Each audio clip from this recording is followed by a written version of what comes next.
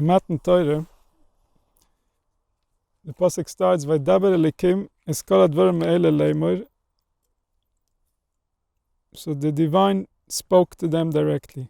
So as we know that this moment in our history is a defining moment in human history.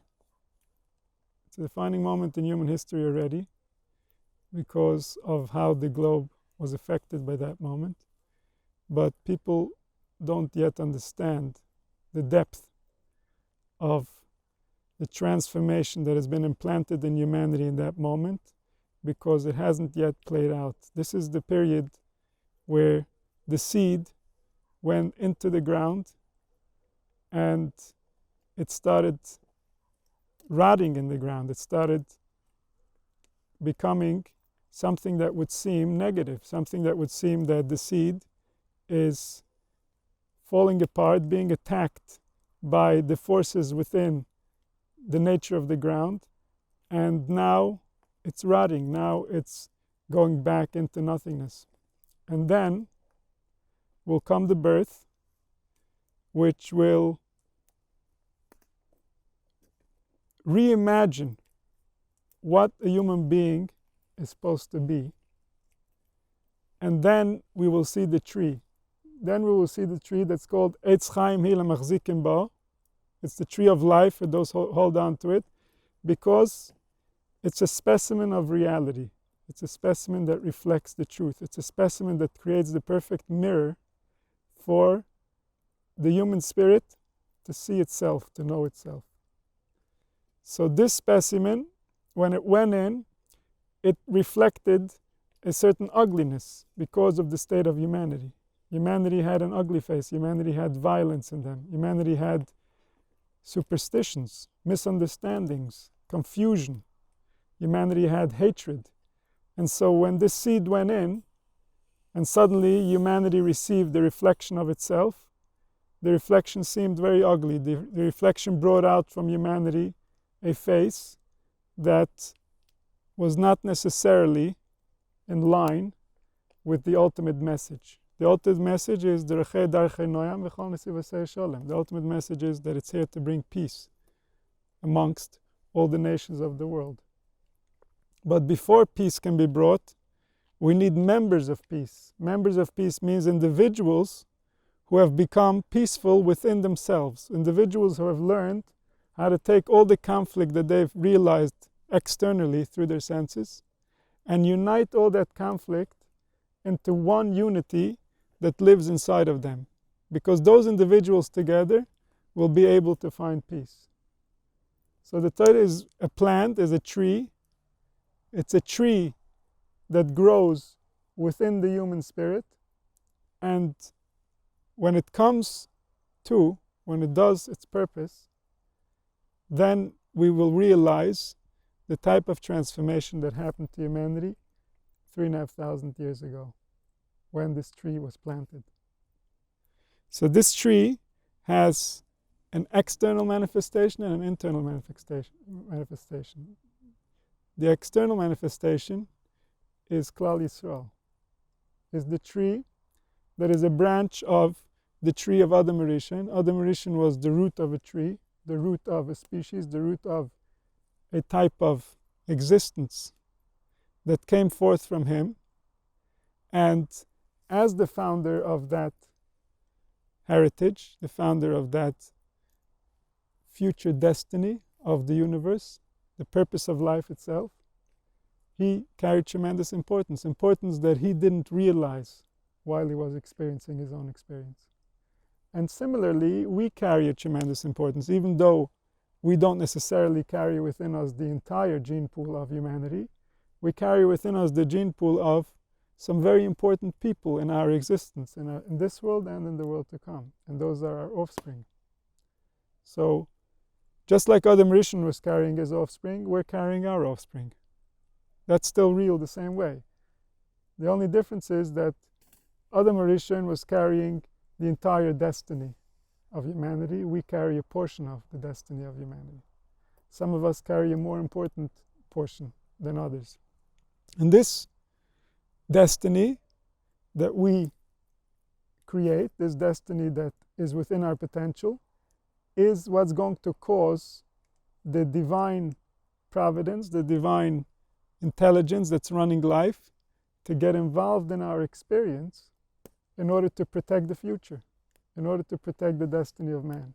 And this is how we see on different occasions throughout the Torah, where we see HaKadosh Baruch Hu's involvement in events in a way where he's protecting the future. He's protecting the destiny of man. The same thing for Avram Avinu himself. Avram Avinu lived through the fire in Ur Kasdim, not only because of his own merit, he lived through the fire because of the merit of the destiny that he's going to change in humanity, and therefore he had to live. It was too important for humanity to maintain him and his legacy on this planet, and therefore the divine forces got involved in the mundane forces, in the physical forces, and made sure that the destiny of man is protected.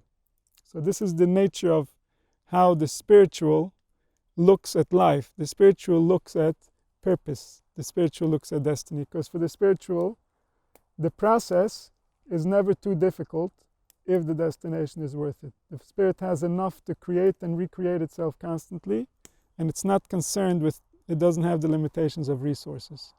And this is evident in the entire universe, because the universe is a universe of spirit. It's a spiritual universe, and some of the spirit is presented to us as matter, and some of the spirit is presented to us as spirit.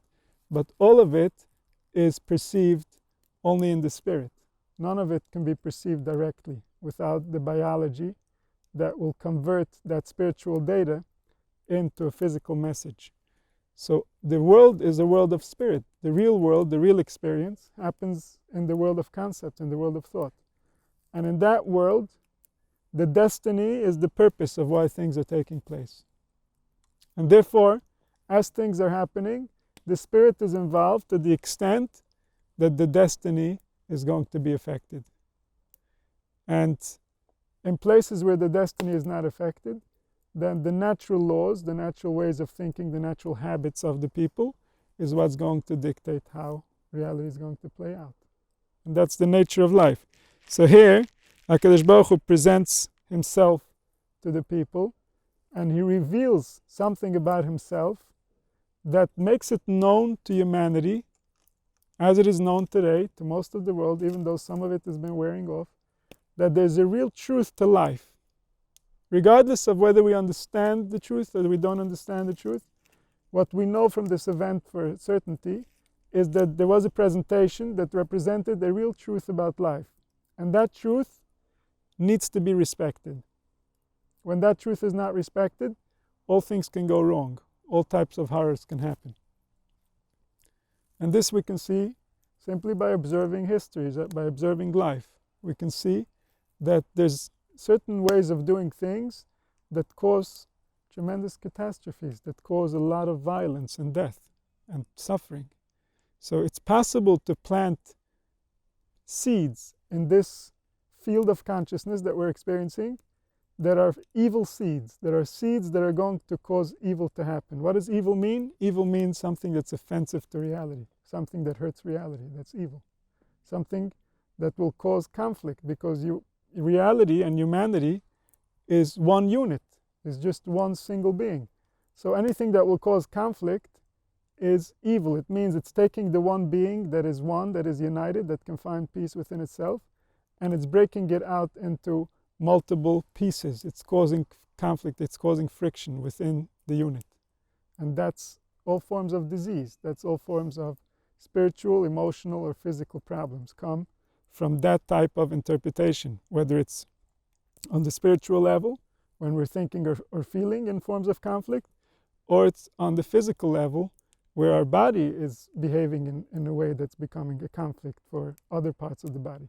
So everything has to work with a balance. That's the nature of life, because life is about the unity. It's about all the parts learning to work together to become one. So as we go away from that, we lose access to our divinity, we lose access to our power. And so this event comes and tells us, you need to pay attention. you need to pay attention. There's something here that needs to be done right. If you're not going to do it right, you're going to lose access to life itself. And life is too important. And then when you lose access to life itself, you might not even realize that you've lost access to life itself. And then you really lost access to life. So therefore, we now have an event that teaches us that there's truth. So Rabbi Yehuda Pasach, Rabbi Yehuda says, Mi Malek Viris Hashem, who can tell us the strength, the power of HaKadosh Baruch Hu? Yashmiya kol telu, so he's allowed to give us, to teach us all his praise, to let us hear all his praise. So what he's saying is, if you understand the nature of the punishment, if you understand the nature of the discipline, if you understand the nature of the part of life that causes us all to feel like life is unfair, like life is not good. The part of life that's Gevura. If you can explain that, then Yashmiya Kol Teilah, so then you can praise HaKadosh Baruch Hu. As long as you haven't gotten to the depth of knowledge, to the depth of truth, that allows you to explain the difficult part, then as you're going to praise, something inside of you is going to wake up that doesn't want to praise. Something inside of you is going to wake up that's going to say, hey, but if he's so nice, how come it's so difficult? And then if that side is going to wake up, then don't praise, don't do any favors. It's like when somebody says something nice about somebody, next to somebody who doesn't like him, that's considered Lashon Hara. That's evil speech. Because you already know what the thought is going to be, what the response is going to be. So when somebody is not truly seeing the kindness of life, and he praises, what's going to be the result? That he's going to come to realize that there's also not kindness in life. And so, Mi Malal Gviras Hashem, somebody who can speak about the strength, the power, and what does it mean somebody who can speak about that? It means that he's seen, that he's realized in his mind, in his heart, that there's such a great good that it's going to make all this struggle, it's going to make all this suffering look like peanuts, like nothing, like it's a tiny price to pay. So if a person is tapped into such a level of good, Yashmiya Kol Teilosa, then he can really praise with a full heart. So he says, Bekama Archen Eraisa is Hidas Bevanash. In many ways, the Torah is testifying within man the Lo Yechiv Kamemore, that he shouldn't become guilty in front of his master. Bekama Archen Yoev Le'eita, in many ways it gives him advice. That a person shouldn't go left or right away from the path of the truth. In many ways it gives him advice. How will he return to his master? And his master will forgive him. So he's saying, the Torah is here to give you advice. The Torah is here to give you wisdom. You are the son of the king. Who's the king? The king is the intelligence that created all of life. He created you. He wants you to succeed. So now we have a message from that king. And what is the king saying? Let me give you advice. How are you going to fix what was broken? How are you going to fix what you broke before? Because I want you to come home to me. I want to unite with you. Who? The ultimate intelligence that created this. He wants you to come back to a place of intelligence so that you and him can meet. You and him can unite. So he says, come and let me teach you. Come and let me talk to you. And let me show you advice. Let me give you advice so that you can return home. So that you can find your way. So that you can become one again. And so he says, first of all, it says, the Torah is giving you the Torah is giving you a testimony not to go guilty. Not to go guilty. Meaning the Torah teaches you that the moment you're going to be guilty, you're going to be in a lot of trouble. Don't go guilty. Whatever you do, always find a way to come back to your truth. Don't paint yourself as guilty in your own mind. Because if you do, you're opening up the door to all kinds of trouble. The spiritual world is real. What you think will become a reality in many, many different places that you can't imagine. So you can't be guilty. Do whatever you have to do, but don't be guilty. And this goes to the deepest level of truth. We can't simply say to ourselves, okay, I did whatever, but I don't care. That I don't care is the biggest statement of guilt that you can make in your nefesh. Of course you care. You care about everything. You want to do everything right. However, you believe it's right. If you believe it's right, then it's good. If you don't believe it's right, verify, understand. But don't take it lightly. Your relationship with your nefesh is not to be taken lightly. Your relationship with your nefesh, your relationship with your spirit, your relationship with your thoughts, your relationship with what you think is right, is what's going to guide your life. Don't lose sight of it. Don't take it lightly. Then it says, and he gives him eitzes, don't turn right or left. Right means don't be positive when life is not positive, when that's not the truth.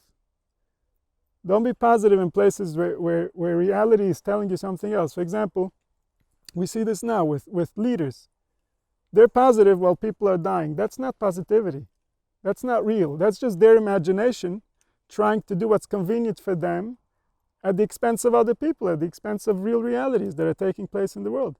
We have to stick to reality because the reality is the only truth that was created by the Creator.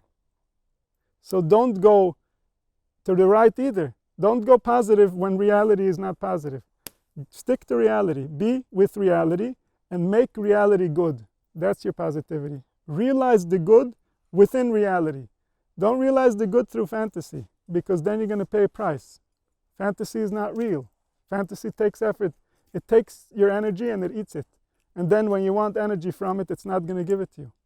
In a bad mood, you can't even fantasize good anymore because you don't have energy. So the world of fantasy is not your friend. Don't take from their energy. Don't take from their excitement. Find excitement in reality. Find a way to make reality exciting, because then you're going to do something real. Then you're going to create something real that's going to last, that's going to give you something that's going to feed your spirit. So you're investing in something real. Even if it's more effort, it's going to pay for you at the end, because you're planting in a real field. You're planting in a field where things are going to grow. That field is called reality. If you plant in fantasy, that field doesn't grow. That field doesn't manifest. That field doesn't become, because it's something that you yourself created in that mode of separating from reality. That's different than creating ideas and beliefs that you want to pray for, that you want to ingrain in your reality in order for them to be manifested. That's not fantasy. That's how reality works. So when you try to create realities and try to manifest them, that's perfectly fine. But don't run away from reality into a place that doesn't exist, that can't exist, and try to feed from there. And this has to do with the first statement of what HaKadosh Baruch Hu is going to say, Anochi Hashem Elokecho, that reality is what's giving you life. You are the truth together with everything else that's true. So don't run away from it. Lo yeh lecho olim achayrim. Don't create images and pictures of what it should be and then try to force reality to become that. Reality will not become that. The reality that we came into is more important than us. We are an individual portion, we're an individual piece of a much bigger truth. So find your place in that truth. Don't expect to find the truth that suits your idea of what the truth should be. It doesn't exist. There's only the truth of Anochi. There's only the ultimate truth that we're looking for. So don't go left or right, and left obviously. Don't be stricter than life itself. Life has enough rules, and we have to learn what those rules are, and we have to follow those rules. Don't create rules of your own. If you're going to create rules of your own, you're going to make life miserable. Somewhere, you're going to offend the nature of man. It was hard enough for Moshe Rabbeinu to make so many rules and not offend the nature of man. And as soon as people misunderstood what Moshe Rabbeinu was saying, they were already offending the nature of man. And I'm sure all of you felt that sometimes the Torah can offend your nature if you don't understand it properly. So don't go left and don't go right. Stick to reality. Stick to what was created. There's a truth here, and that's the only truth that should matter. The 613 laws of the Torah mean that there's nothing else. There's no other laws. There's nothing else you have to follow. Only this. If you follow only this, then the Creator is good with you. You don't need anything else. So that's why it says, if you're going to follow the proper path, then mavir men ol malchus vel derech eretz. You won't be under the burden of anything else. Nothing else will come on you that you suddenly forgot about if you're following the instructions that relate to the actual creation of this thing. Nothing can crawl up from anywhere. So all the stuff people made up is not going to apply to you if you really understand the nature of what was created and how you work. And the final one is that he gives you a eitzah after these two, where he told you don't cause damage, and he told you don't go left and don't go right, don't be better and don't be worse. So then he tells you, but I know what's going to be the result, and therefore I'm going to give you eitzahs. How are you going to come back to your master? How are you going to return after you already messed it up? And not only are you going to return, but there's going to be a result. There's going to be a final experience where you're going to realize that v'yimchalei, you're going to be forgiven. Being forgiven means that you know you're forgiven. If you don't know you're forgiven, then you're not forgiven, because you still live in that reality where you're not forgiven. So v'yimchalei means that through the Torah you're going to be able to go through a process of finding forgiveness, and you're going to know you've been forgiven. You're going to feel it. And then you're going to be able to live your life from that place. You're going to be able to live your life from that place of a person who has done wrong, who has offended reality, and yet has found the truth and therefore has realized the kindness of the truth and knows that he's okay with reality now. Even though everything that happened in the past didn't indicate that way. Even though in the past maybe he's long decided that him and reality are never going to make up, ever.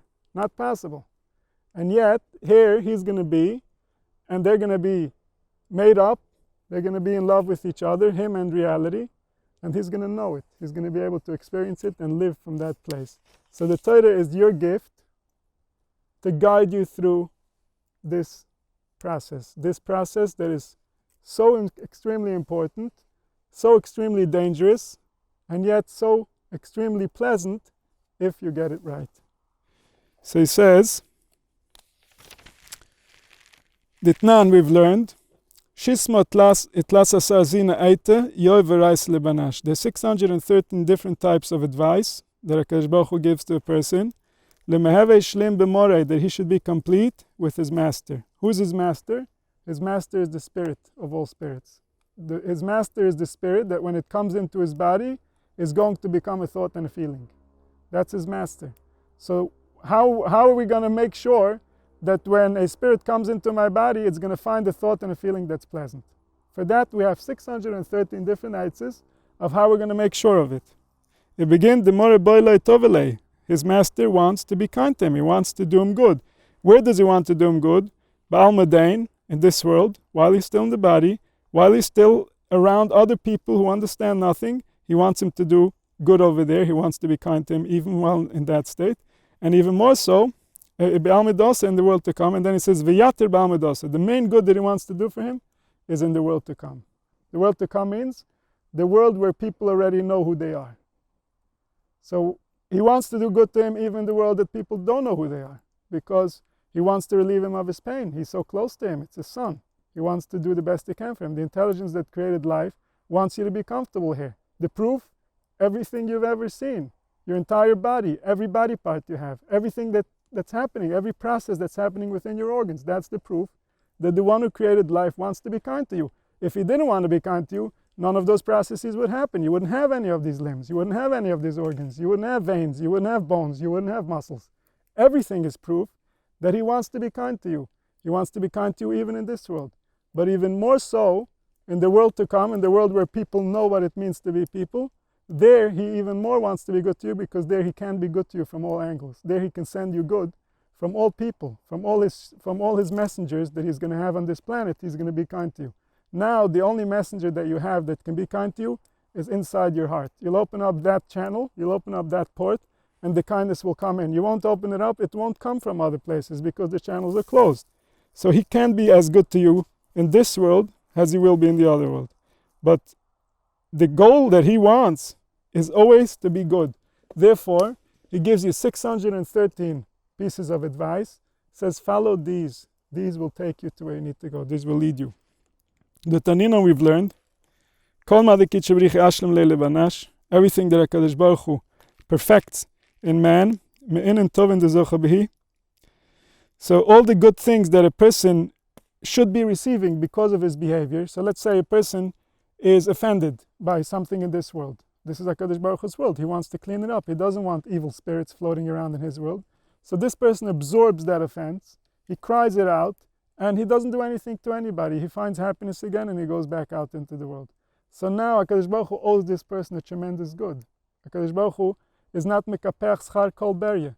For a person doing the tiniest thing in the world that's going to help this world, he's going to receive schar that all the malachim together. Who are all the malachim? All the emotions, all the thoughts, all the experiences that you have had, all the experiences that other people have had, all the experiences Avraham Avinu has had, can describe what you're going to get for your effort.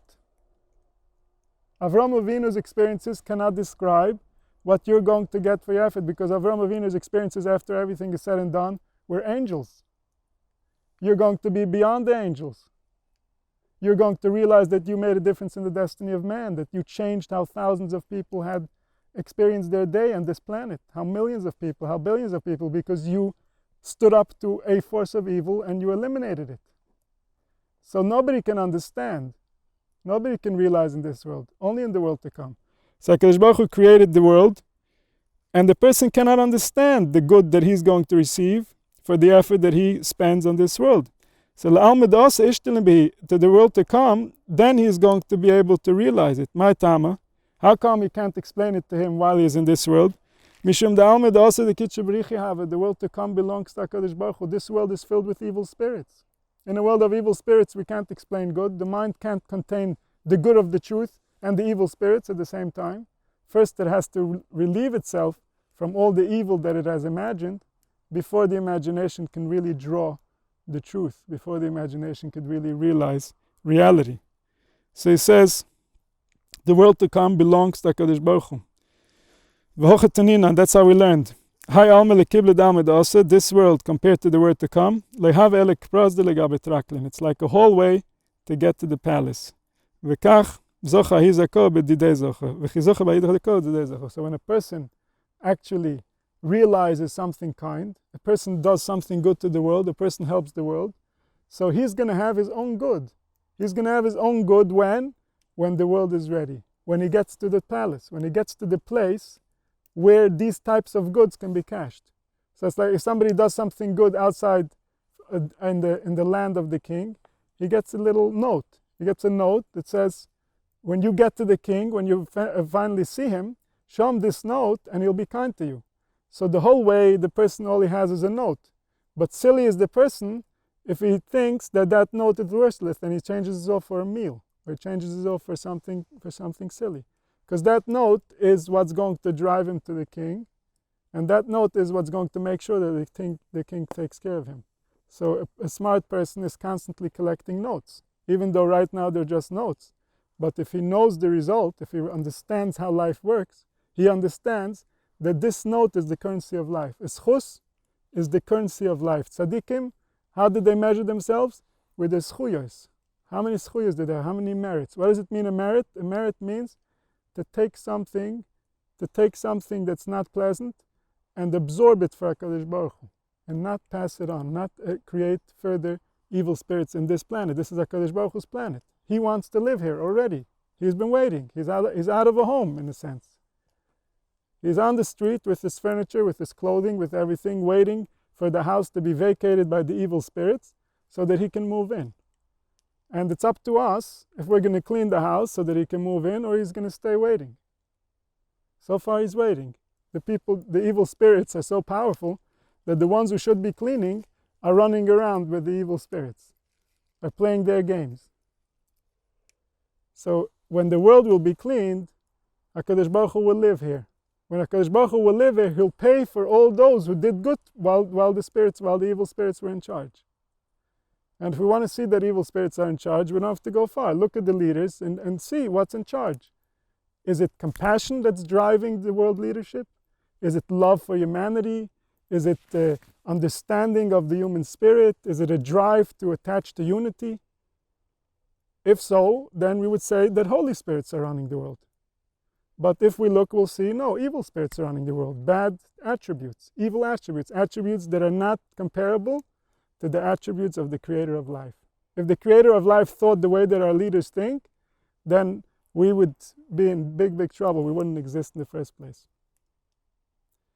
So this world needs cleanliness. It needs purity. That's the only place where divinity can grow.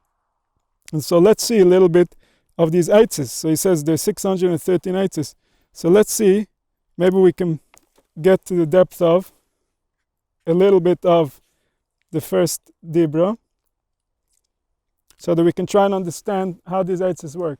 So the first of the Aseret Dibros is really the only mitzvah. In a way it's the only mitzvah, and on the way it's not a mitzvah at all. It's a realization. So Anoich Hashem Elokecha is not said in the way of a mitzvah. It doesn't say you must believe something. It's a realization that people had. When that realization applies to the person, al pi hasoid, that's the first time that really he's mechiv b'mitzvahs, because that's the first time that he became a bardas. Until then he was just an animal. He didn't even realize that there's something real over here, that there's something true that he has to worry about.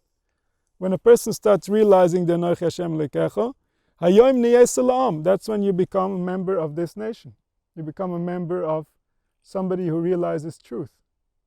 Because this mitzvah contains within it all the other mitzvahs. The first mitzvah it contains within it is the second one, which says, because I'm the truth, don't follow any other truth, don't serve any other imagination, don't serve any other idea or symbol or person or concept or book.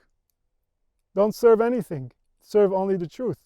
Use all the other things, all the ideas, the symbols, the concepts and the books to support reality, because reality is more important than everything, because reality is the only truth. It's the only truth that he created. There's no other truth that he created other than reality. So first, know who your God is, and then know lo yeh l'cho elim acherim. You can't have anything else, nothing, including Moshe Rabbeinu, like we've mentioned, including the Torah itself. The Torah itself needs to serve reality. If it's not serving reality, then it's not the Torah, then it's something else. The Torah is the blueprint of reality, meaning that it only serves reality. It can't serve any other purpose. If we use it to serve any other purpose, it's not Torah anymore, because the meaning will change. And then once the meaning changes, that's not it, and that's another idol. So Anochi comes Le'yeh Lecho. From Anochi comes out 248 celebrations of the facts of reality, to realize how to respect, how to honor, how to cherish reality. And then come from Le'yeh Lecho 365 things you shouldn't do, because these things tend to lead a person to think towards conflict, to create conflict amongst humanity, whether individually or amongst the social setting, amongst other people. So everything goes back to this Anochi, to this truth. So it says, the divine reveals itself and expresses these things. Klola do hi klola de koila. Kol hadvarim. He says, why does it say, all these things? He says it's not just talking about these things. Kol hadvarim means all things. Hashem revealed to them all things like this, Leimer. Meaning, in these 10 things, he's going to reveal all things. Nothing is going to remain open. Nothing is going to remain a question after you understand these 10 things. These 10 things, and that's it. From these 10 things, you'll understand all 613 things. From the 613 things, you'll understand a human being. From a human being, you'll understand all human beings. From understanding your nation, you'll understand all nations. From understanding all nations, you'll understand the expression of the divine, the expression of the life force that's trying to live within humanity, that's struggling within humanity to realize itself, to become who it already was since before we started struggling. It already was that before Adam Rishon. And it became something, it became enslaved, it became the subject of ideas and thoughts and identities that are completely unnatural, that are completely unreal. So it says, I'm going to tell you these 10 things, which include kol hadvarim, kloledo, this cloud that I'm going to be koilel over here for you, that I'm going to give you a principle, I'm going to give you an underlying truth. Iklola de choila, it's the principle of all principles. It's the underlying principle of all of life. It's klola de le'ela, it's the principle that represents all the higher realms, the worlds of spirit, the worlds of concept and ideas and thoughts and beliefs. And also, it's Klola de la Sata, it's going to include the principles of the physical world, of how the physical world works, how your body works, how your body responds to the stimuli of your thoughts, to the stimuli of your emotions. So to understand all, you have to understand the first principle, the most important principle. Anoichi. The word Anoichi includes it all. And this is how the spiritual works. This is why in the Torah, whenever a concept is mentioned first, that's the place you learn the relationship between the Torah and the concept. Because whenever a concept is mentioned, in the words, in the original parsha, in the original pasuk, in the original word, in the original letter, everything, the more you go back to the source, the more it contains everything else within it. So just in the word, just like we said now in the Sefer Sadibris, we're going to represent the whole Torah, all 630 mitzvahs that represent the whole world. The same way we said in the first two mitzvahs, Anoichi Hashem Elokecha and Le'il Cholim Achayim, we already included all 10. In Anoichi Hashem Elokecha, we include the first 5, which relate to the spiritual side of life. In Le'il Cholim Achayim, we already include the second 5, which relate to the physical side of life, to the interactions between people. So we go back to the first 2. The first 2 represent the first 1. The first 1's represented in the first word. The first word's represented in the first letter, which is the Aleph. So everything goes back to the Aleph. In the Aleph, you can see the Anoich Hashem Elokecha, the Yud that's going up, that represents the spiritual, and Le'il Cholim Achayim, the Yud that goes down, which represents the physical. And so the Torah is in between. The Torah is the Vov that teaches you how do you go up and not go down. And in that is included all the things you should do. You should always go up. And all the things you shouldn't do. You should never go down. So you see how this is the nature of life. This is the nature of nature. In the seed, you have the whole tree. In the root, you have all the branches. In the branches, you have all the leaves. And this is always the nature of life. In Adam Rishon, we have all of humanity. And like that, it always works. Because the whole, the unity, the big one, the all-inclusive one, he already includes everything. And from there, he brings forward. He brings forward things that were potential within him. And now he manifests. And that's the same way with families, within humanity, how we manifest from one generation to the other. So in that sense, the previous generation is like part of the creative force, is like part of God for the future generation, because it had so much influence, it had so much impact on what the experience is going to be. And this is why we're divine. This is why we have to fight the evil spirits, because if we don't exterminate the evil spirits, our descendants will suffer from them, just like we did, and it will continue. So it says, Anoichi, the word I, Rosa de Almeilo, it's the secret of the internal world, the world that is above and beyond everything that we have ever perceived. The self that you are, the thing that you're attached to, the power, the force of life itself, is beyond anything that we can imagine. It's the source of everything. Beroza de Shmo Kadisha, it's the secret of the holy name, Yid Hei Vav. Yid Hei Vav is the first 3 letters of the Shem Havaya. These first 3 letters, which represent the 3 elements of fire, air, and water, which are the 3 higher elements, they represent all the spiritual that come down into the last Hey, that come down into the manifested reality, and they act within this reality and animate it. So for example, if a person, let's say today, he describes himself as somebody who doesn't believe in a creator, doesn't believe in a deeper force. So a person like that, we would say that he believes in the Shekhinah, he believes in the manifest, that he's going to follow what's good, what's kind, right? They could be very kind towards nature, they could be very into understanding nature and trying to be kind to the world. But they are denying the spiritual forces, which are the more subtle side of life, which also have rules that they don't know. So they might be very nice to the manifested reality. They might be very nice to the manifested spirit, to the Hey, but they're not nice to the source, to the spiritual source that is so subtle that it's invisible to our senses. It's almost incomprehensible to our mind, but it's real. We can offend it, and we offend it in each other and in ourselves all the time. Our thoughts offend it, even if we're not aware. If our brain areas that relate to that area of spirituality is not yet developed, we won't experience an offense. We will think it's fine. And yet there's a truth to it, and eventually when we will become aware, we will come to realize that something inside of us was really offended. That belief didn't really sit right with our nature. So this is called when a person is kofer be'ikr, he denies the root, he denies the source, he denies that there is a spiritual life force that is defined by specific definitions, even if we don't have the power and the understanding to define those subtle realities. They are there, and they give us life, and they attach us to the ultimate reality. So that means somebody is kofer be'ikr, he denies that there is a underlying truth that is very, very spiritual, that is very, very thin, that somebody has to be extremely quiet to tune into. And then there's the other way. The other way is called somebody who is kotzes benatis. He believes in these spiritual forces, believes in his intuition, believes in emotion, believes in perception of deeper truths and beliefs, but he doesn't believe that on the physical realm there's a system and there's a way. The physical seems to be extreme chaos. The physical seems to be, like they describe it in the East, Maya. It's an illusion. You don't really know what it is.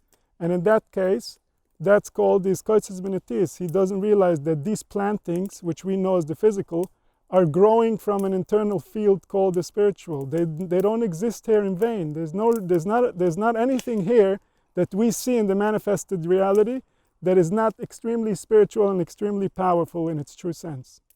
And so that's called kotzes benatis, separating the plants from its origin, separating the plants from its roots, realizing that the spiritual didn't happen by happenstance, and the physical is a result of the spiritual, and therefore even the physical is meaningful. Even the physical has a language. We just have to learn how to interpret what is taking place. And so to be meyached kitchabrichi shchinte means to recognize that the spiritual and the physical are one. They're one entity, they're one reality, just like the spirit and the body are one. When you heard the body, you heard the spirit. When you heard the spirit, you heard the body. And this interaction is the true nature of life. This interaction is the true way of how you're going to learn how to return to your master, how to return to your truth, and be able to remain there in a way that's beneficial to yourself and also beneficial to the people around you, also beneficial to the world.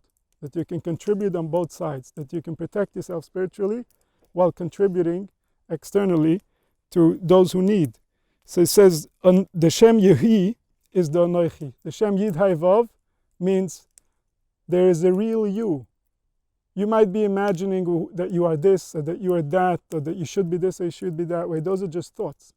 But there's a real you, there's a real Anoichi inside of everything. And that's why it says that everything was saying Anoichi. Klal Yisrael was saying Anoichi, but even the trees, even the animals, even the fruits, meaning when he looked at the world under the influence of Anoichi, under the recognition of Anoichi, all he saw was that one unity. There was nothing else to see. There can't be anything else. Because there's no space, there's no life force, there's no reality to be had only from that one source, only from that one unity. And that's what they came to realize by Anoichi. That's why they lost their identity. They couldn't contain it. So it says, Anoichi is Galya ve'izgeniz. Anoichi is discovered and hidden. Is Galya beroze kadisha de kirseya. You can discover it through the secret of the chariot. The chariot is talking about the body, the part that carries this intelligence and allows it to interact with life. That's when the moon and the sun are united together.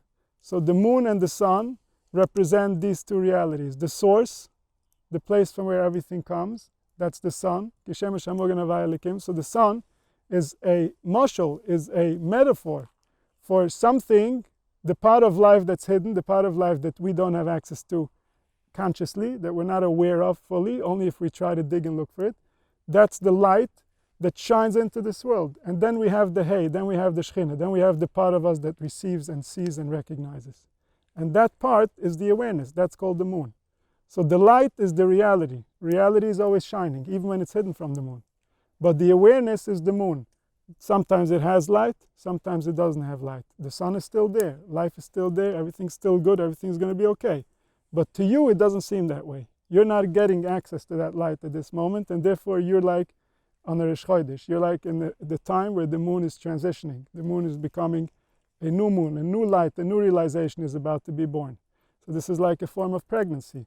Pregnancy means you're going through discomfort in order to create life. So you're going through not having light, not understanding, in order to come to a new realization.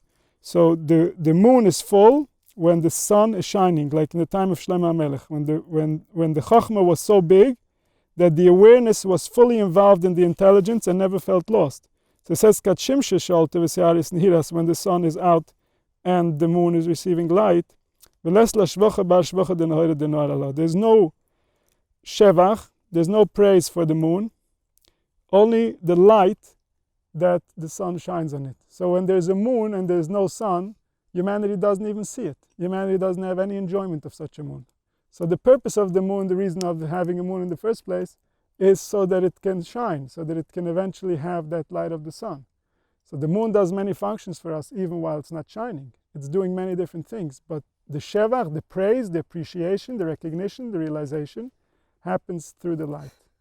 And so the light is the shevach of the moon. The same thing when somebody is a kofer baker, when somebody denies the anoichi, when somebody denies that the thing that lives inside life is divine, is holy, is precious, is meaningful, then the moon has no light.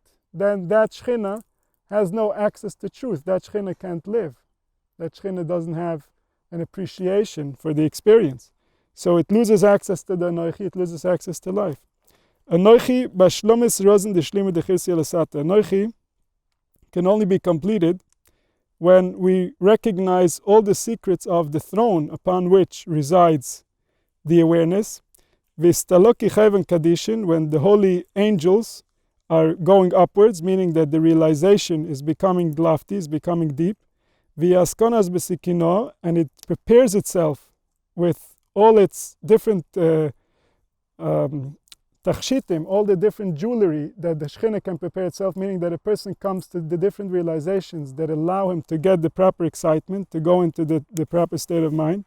V'kad'ir shapir b'chayzer, when she looks most beautiful. Ibala osa legabo, then her husband comes to her, which means that light of realization. Kedain ikra anoichi. That's when we say anoichi. Anoichi means that there's a shine, there's a light in the ani, right? The ani means me, myself. But the ani, when I'm myself, that's a dry, that there's a certain dryness, there's a certain emptiness. But when it's anoichi, anoichi means that I am recognizing myself to the fullest. I'm a fulfilled self. And that happens when a person is properly developed and he comes to realize this life force that's within, when he has enough intelligence to realize it. So then he comes to a place where he receives acknowledgement, he receives sustenance through this realization. That's called anoichi. It's almost like eating food physically. Like it says on the pasuk, that through seeing the divine, they felt satiated because that realization gave them life. It gave them realization that gives them sustenance, that gives them energy. So it says, anoichi, the self, roza de koile kechado. It's the secret of everything together. Bichlala dechol azvan. It includes all letters. Bishvila eraisa de nafke megaroza eloi. It goes through all the lanes of the Torah that come from the higher secret.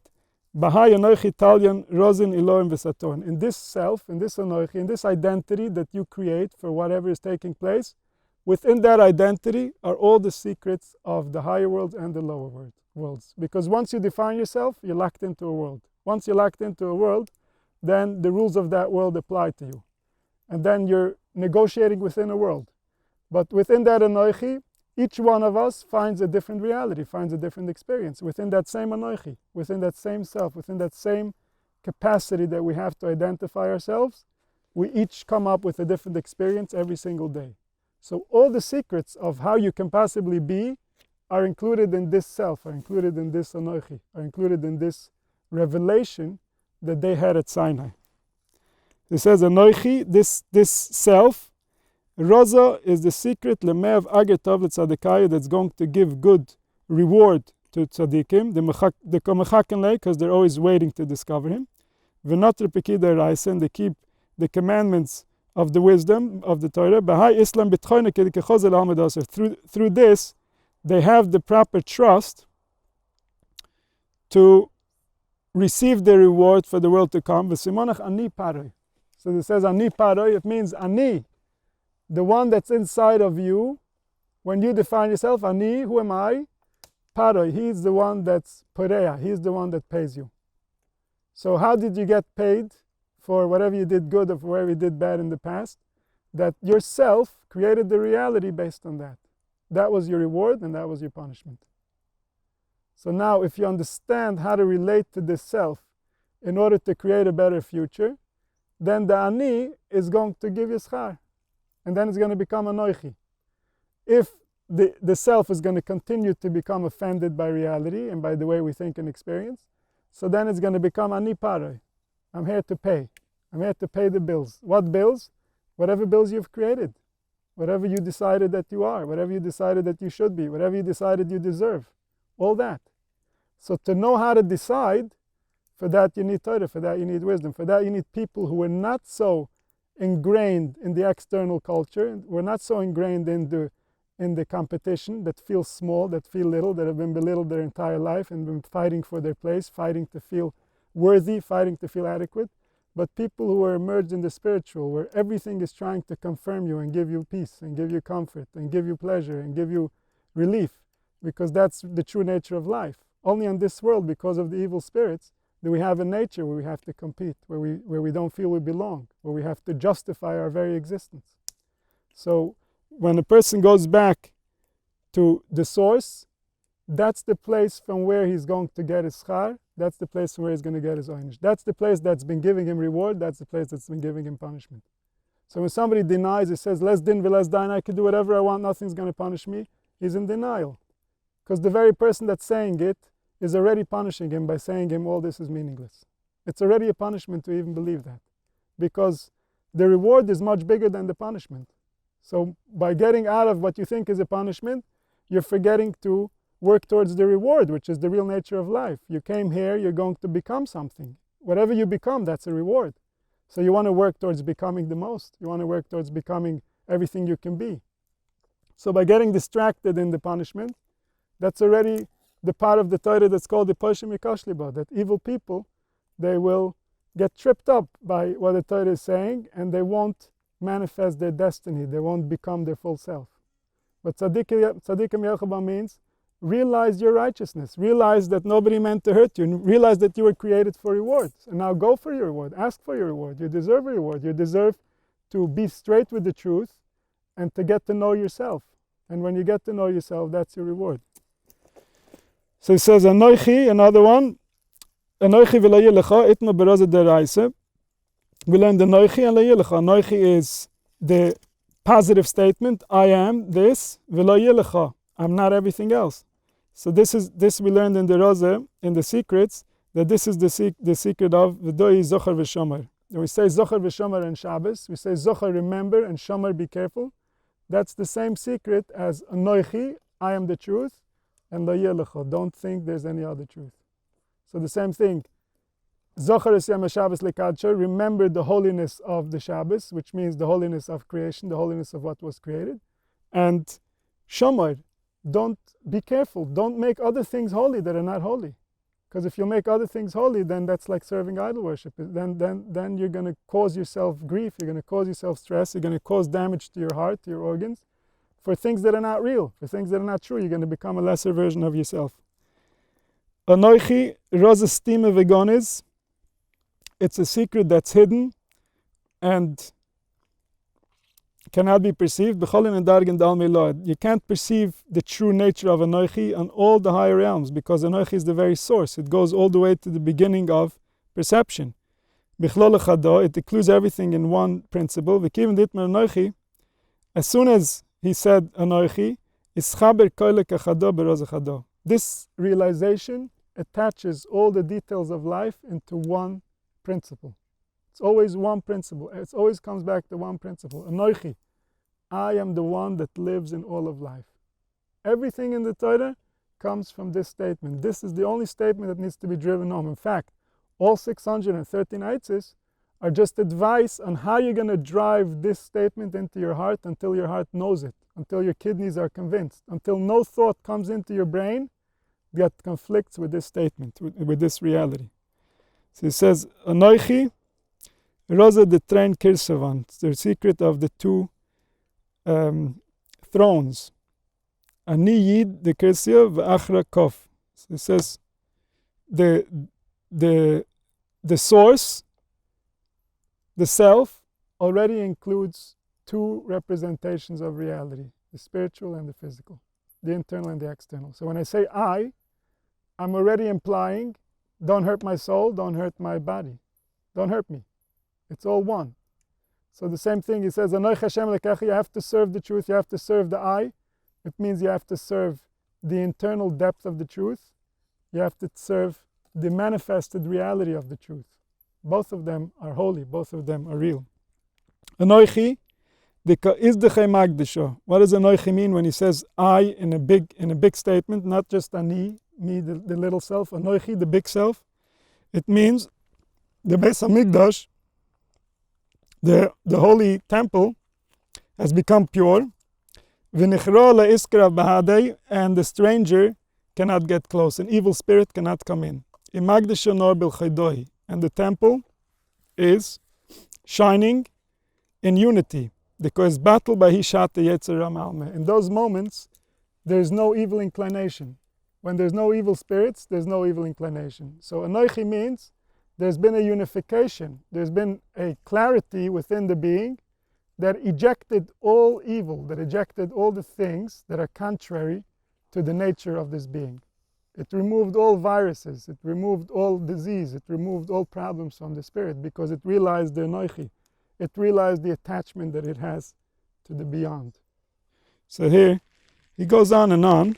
I think we got a little sample of, let's see, maybe we'll do a piece on some of the other mitzvahs. But here we see how this mitzvah is most certainly not coming to hurt anyone. It doesn't have any intention of causing damage to anything. Every mitzvah like this, it's only coming to make your life sweet. It's only coming to prove to you that you are divine.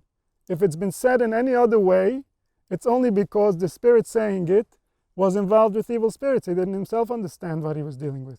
But the Torah did not come for that purpose. The Torah is not meant to be used in such purpose. When the Torah is used in such a purpose, the Pasuk says, those who grab the Torah and think that the Torah is going to protect them, they didn't even know me. They didn't even know who they're dealing with. They didn't understand what's being said. So the Torah is here only to give you aitzes, to make your relationship with HaKadosh Baruch Hu better. So much better until you and him become one. That's how good the relationship has to become. Any distance that's caused between the Creator and creation is because we're misunderstanding, because we're misapplying, because we're not doing it right. We're taking the very tool that was given to unite and we're causing it to separate. We're causing it to move the three letters of YUDAISM, the source, the root, the ikar, away from the manifestation, away from the netius, away from the reality that it's trying to protect. So here he says,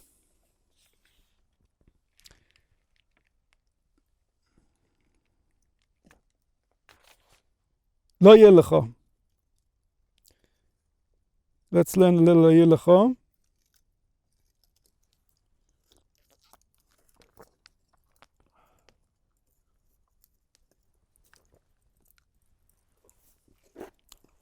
It says,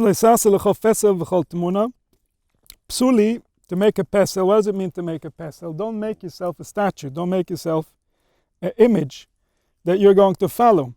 So he says the pesel means Mahi Asar Ilor, Mahi Asar Kadisha, from the holy place.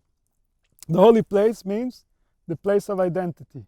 The place of identity is holy because from there the wisdom flows. From there you decide how you're going to manifest your experience, what you're going to create. So in that holy place of identity, don't create an image, don't create a statue. Pesel means psoiles dikdusha. It means it's the remnants, what remains, the dirt that remains after holiness. So in holiness, we come into the spirit and we tell it things and we try to motivate it, we try to raise it. But there is a type of psoiles that remains after, is that we can start worshipping the methods. We can start worshipping the things. We can start worshipping the people that we do it with. We can start worshipping the details that are happening around our experience and not realize the source of our experience. The source of our experience is always internal. The source of our experience is always the Anoichi. So then you fall into a place of Lo yelecho le'im achayim. Now you have an idol. Now you've created something that is not connected to the real truth, something that's not going to guide you to liberation, and you're serving that, you're worshipping that, and that causes degradation. This can happen easily when we have a deeply spiritual experience. We have a very high experience, very high attachment. And then we just want to have more of that. So instead of looking again to that source that gave us the experience for the other experiences that he has in store that are never going to be two the same, we start worshiping the experience and saying, oh, I want another one. I want to feel like that. Why am I not feeling like that? That's again idol worship. That's again not going to the undefinable, unrealizable source, the intelligence that created all, the intelligence that is beyond our perception, that we can't put in any definition. We can't have any realization that's going to cause us to limit him, because if we limit him, then we're limiting ourselves, then we don't have access to life. Life is the flow of the infinite as it becomes, as it creates itself. It's not defined by the past. So we shouldn't have any psoilis, we shouldn't have any leftovers, any remnants that remain with us and cause us to worship. The secret, and I saw a storm wind coming from the north. So this means that, like we've said, from the tzad of din, from the midas hadin, from the side of judgment, from the left, from the north, so comes in a thought that says, you know why you had a spiritual experience? Because you did this and you behaved like that and things were good. Now, if you're not going to do this or you're not going to behave like that, then things are not going to be good anymore. So now you got to keep this, now you got to keep that, tomorrow it's a third thing, and then it's another thing. And what is it constantly trying to do? It's trying to attach your success to a condition, because then you lose access to the unconditional. You lose access to the truth. But you only want to receive from the unconditional. You don't want to receive based on a condition. If it's based on a condition, you don't want it, because conditions bring more pain than they bring pleasure. It's not real. So when the mind wants to do that, after something good, after a release, we felt unconditional love. Oh, you know why you felt unconditional love? I'll tell you the condition of why it happened. So this all goes back to you can't serve anything else, because there is nothing else. You're imagining things. You're going away from reality. You're separating from the truth. You shouldn't have any image. A big fire. I'm the one. Begin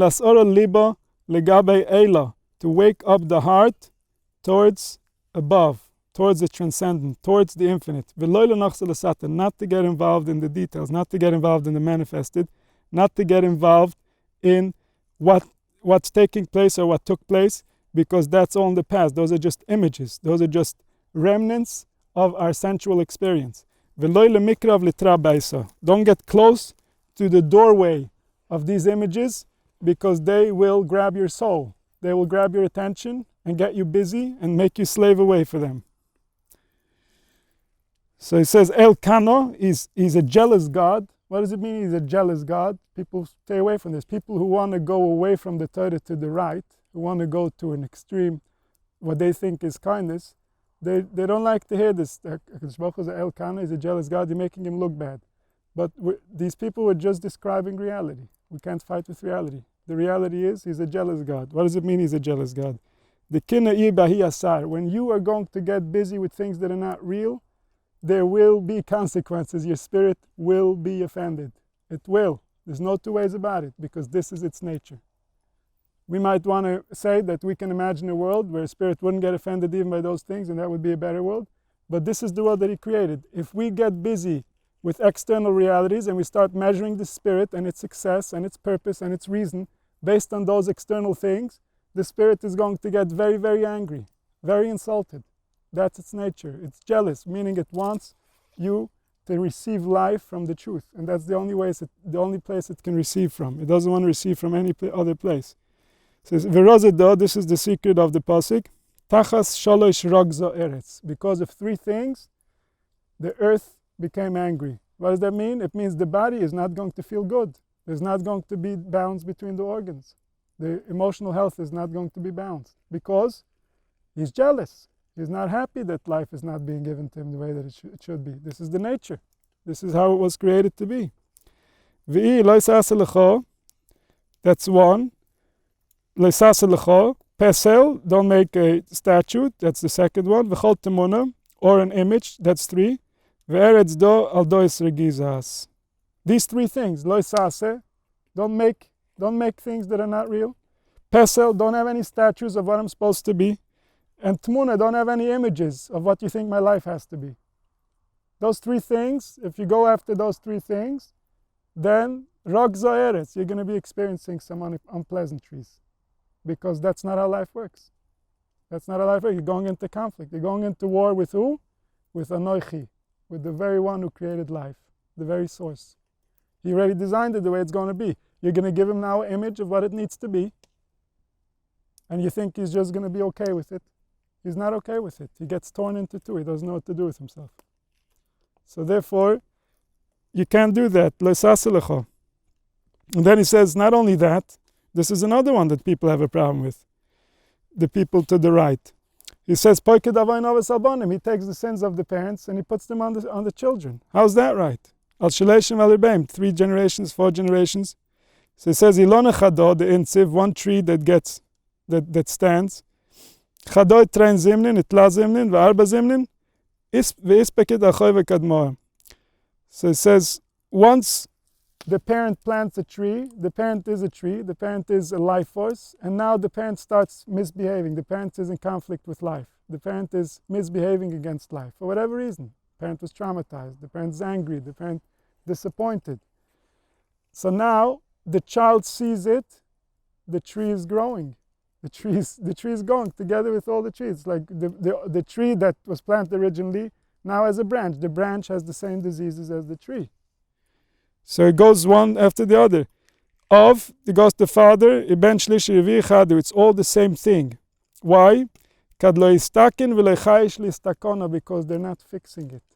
Why are they going to get punished? They're not going to get punished because the father did something, now I'm going to get punished. No. But you're going to have the behaviors of your father. If you're going to stop behaving like your father, you're going to get punished also. And then you know what the biggest punishment is going to be? Your son is going to behave like your father. And then he's going to get punished because he's going to suffer with these realities. So this is simply the truth. They're simply observing the truth. Why is the truth the way that the truth is? We don't have the brain to know. We don't know the big picture. We don't understand what he's doing. But we can certainly observe and know what's true. If you're not going to fix the issues that you've inherited, they're going to pass on. They're going to continue living. The tree is going to continue growing. And then somebody is going to have to deal with it at some point. Somebody's going to have to suffer that realization and say, you know what, it's enough. It's time to stop. So why not let it be you? Why not let it stop by you? Because you're also suffering, not because you want it to be bad, but because you're copying the previous generation. But because they've ingrained in you something that is not healthy. So that's how the pasuk says, not because he wants to punish you for something you didn't do, but because you're still doing it. You're still doing it. Why did nature decide that if a parent does, a child does? We don't know. But we know that it's that way. And once it is that way, that's going to be punishment. That's going to mean the child's going to have a horrible relationship with reality. Why? For no reason. He never did anything wrong, and he couldn't have done. He didn't even have time to do. And yet, he doesn't feel right because it passes on. The spirit lives on. In the opposite way, of course, if a tree perfects itself in the right way, and he stands properly, that goodness, that kindness goes for thousands of generations. We still have kindness because Avraham Avinu had kindness. Avraham Avinu, with his kindness, made us kinder. So HaKadosh Baruch Hu remembers the kindness for generation after generation because to him life is very real. To him life is very true. So here again we see how the Torah is giving us eitzes, the Torah is giving us advice of how you're going to make this right. How are you going to appease your master? How are you going to appease the very spirit that lives inside all spirits? And you're going to become comfortable being yourself. You're going to become comfortable receiving life from beyond. We'll do maybe one more mitzvah.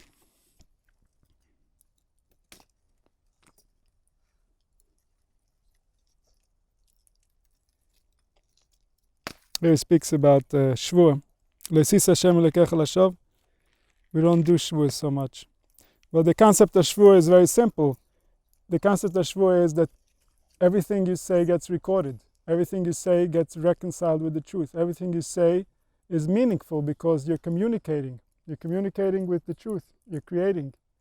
So to the extent that we create and it's not true, we separate ourselves from life. We separate ourselves from the truth, then don't expect the truth to work out.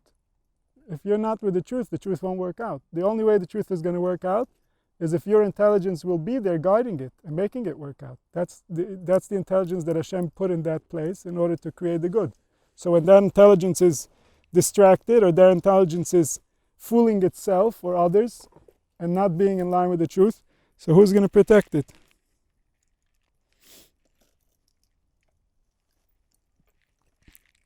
It says Shabbos. Zohar is Yom HaShabbos L'Kadishoi. Remember the day of Shabbos.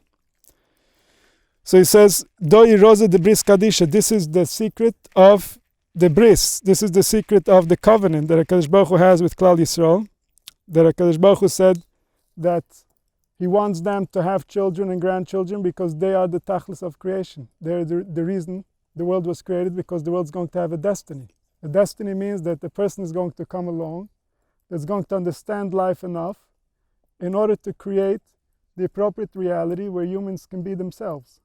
So this covenant is celebrated on Shabbos. It begins the Bahai Bris Kaim and Kol Mekoyer and the Shaifa the Gifa, because within the Bris you have the root, you have the source of all the organs of the body, because in the Bris is all the nerve endings of the entire body.